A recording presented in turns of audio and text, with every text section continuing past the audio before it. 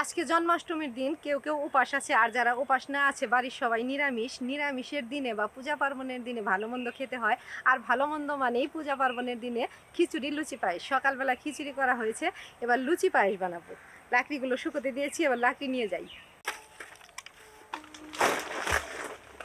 আগে তো আমাদের বাড়িতে গরুর দুধ দিয়ে পায়েস রান্না হতো, এখনো হয় কুচবিহারের বাড়িতে, কিন্তু এখানে তো গরুর দুধ পাওয়া যায় না।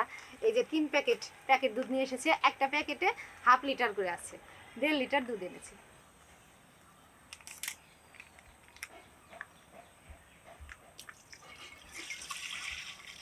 তিন প্যাকেটই ঢেলে নিয়েছি। আমার ঠাকুমা বলতো খালি দুধ জাল দিতে নেই, একটু জলও দিতে হয়। এবার একটু জল দিব, ঢাকা দিয়ে রাখলাম। এবার উনুন ধরে রান্না শুরু করব। উনুন ধরে গেছে, এবার দুধটা বসিয়ে দিব।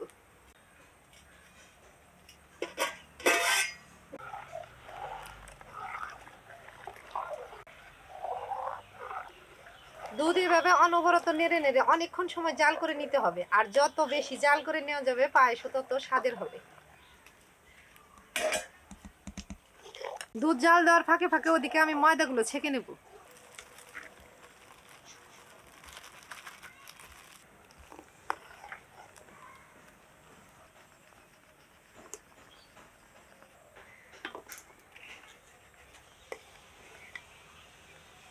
এই দুধ জাল দেওয়ার সময় গ্যাসেই হোক উনানেই হোক সামনে একটু জল রাখতে হয়।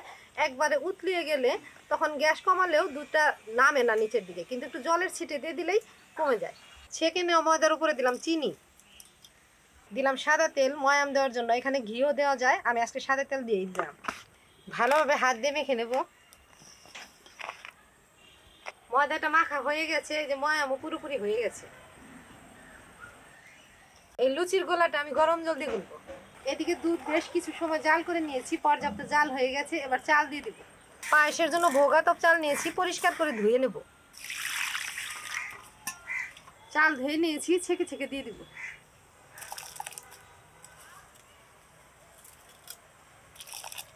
দুধের মধ্যে চাল দেওয়ার পরে ভালোভাবে নেড়ে দিতে হবে, নইলে চালগুলো দলা ধরে যাবে। গরম জল করে নিয়ে এসেছি, এবার ময়দার উপরে ঢেলে দিলাম। এক্ষেত্রে অল্প অল্প ঢালতে হবে আর মেশাতে হবে, একবারে ঢাললে বেশি হয়ে যেতে পারে। এবার দেখে নেবো চালটা গলে গেছে কিনা।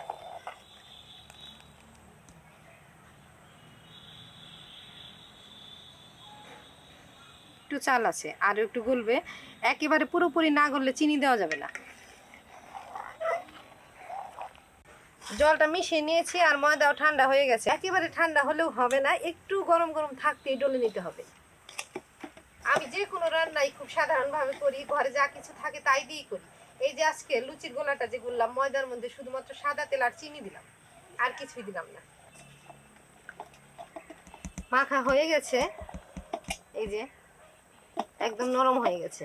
এদিকে পায়েসের চালটাও গলে গেছে, এবার চিনি দিব। চিনি দিলাম।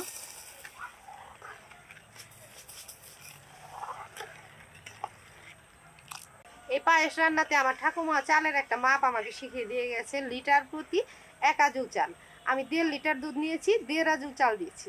চিনি দেওয়ার পরে পায়েসটা পাতলা হয়ে গেছে, আরো কিছুক্ষণ সময় জাল করে নিতে হবে। লুচির গোলাটা এবার ভাগ ভাগ করে ফেলছি।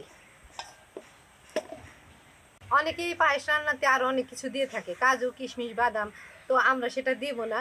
কারণ যারা ওই যে একটু একটু পায়েস খায় তারা এভাবে রিচ রান্না করে খেলে ঠিক আছে। আমরা একটু বেশি বেশি পায়েস খাই, যতটুকু রান্না করেছি মেয়ে খাবেই না, আমরা দুজনেই খাবো, তাই অন্যান্য কিছু দেব না। একদম সাদা প্লেন পায়েসটাই রান্না করছি।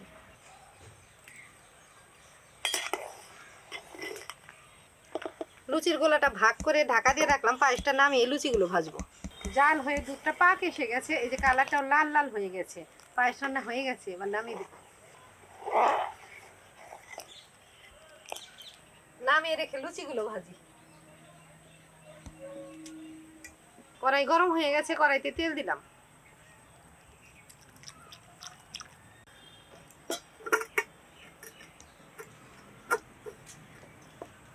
সবগুলো গোল করে নিলাম, ওপরে তেল দিয়ে দিলাম।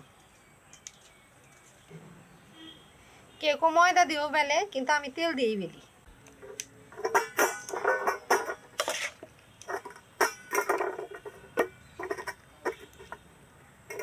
একটা থালাতে বানাবো আর ভাজবো।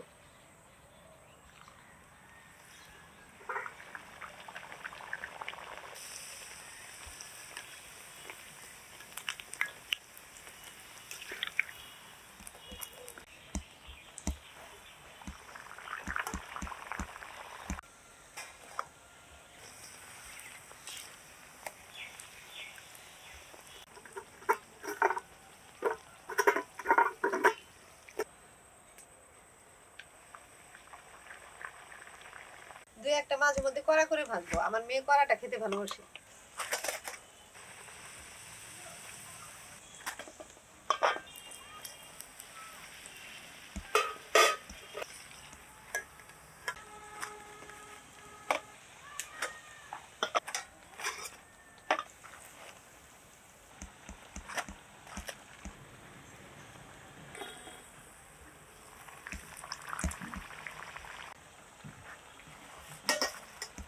শেষেরটা একটু কড়া করে ভাজলাম।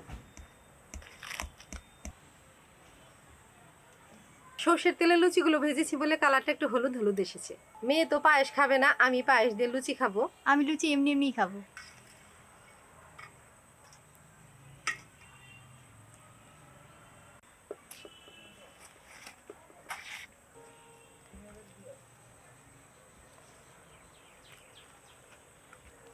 একদম মিষ্টি টিষ্টি সব ঠিক আছে, স্বাদ হয়েছে। তো বন্ধুরা, এই ছিল আজকের রান্না বান্না। পায়েস করলাম, সাথে লুচিও ভাজলাম, জন্মাষ্টমীর স্পেশাল খাবার। আশা করি তোমাদের ভালো লেগেছে। তোমরা চ্যানেলটা ইউটিউব থেকে সাবস্ক্রাইব করো, ফেসবুক থেকে ফলো করো, লাইক করো, আর প্লিজ প্লিজ ভিডিওটা শেয়ার করে আমার পাশে থেকো।